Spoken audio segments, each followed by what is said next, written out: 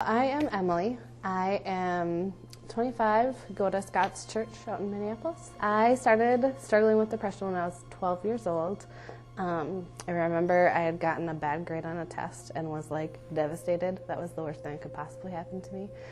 And I just remember feeling worthless and obsolete and thinking, if I can't succeed at school, I'm never going to be able to succeed at anything. After a couple years probably of struggling with it, I started cutting myself because I thought that that was a way that I could kind of punish myself for the way I was feeling, and also it was just a good way for me to cope with the pain because it let me forget about all of the emotional pain and the feelings I was having by putting physical pain on myself. So that went on for quite a while. We were just talking about stuff that was going on, and she's like, Em, you need to go get help. And she's like, we're going down to the counselor right now, and we're gonna talk with her, see whatever. So we went down there, and the counselors kind of made this big deal, and they're like, you're gonna go to the hospital, you're gonna go into, we think that would help you, you're gonna go into treatment there. I said, oh, okay. And like, part of me is really happy and excited about this because finally I'm gonna get help, and part of me is like scared to death because this means my parents need to know, and I've tried so hard to not let them know about anything. So they did call my parents, and my mom came and picked me up and brought me out to the hospital, and that was the most painful half hour that I've ever had to deal with, a painful silence.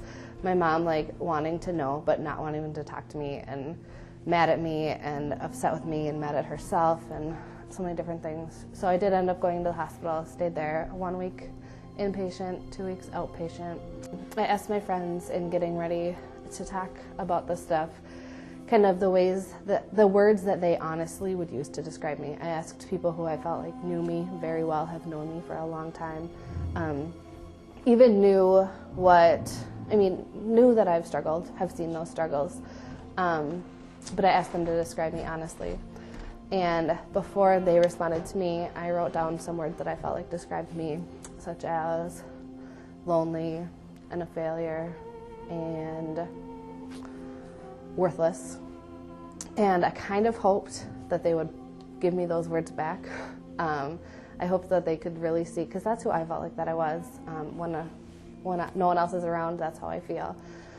And they didn't come back with those words. They came back with things like forgiving and loving and fun to be around and beautiful inside and out. And I was just kind of bummed because I felt like if these people that know me so well, know me better than anyone else does, don't see that and haven't experienced that or haven't seen that in me when that's so much of who I am, I thought, there's no hope.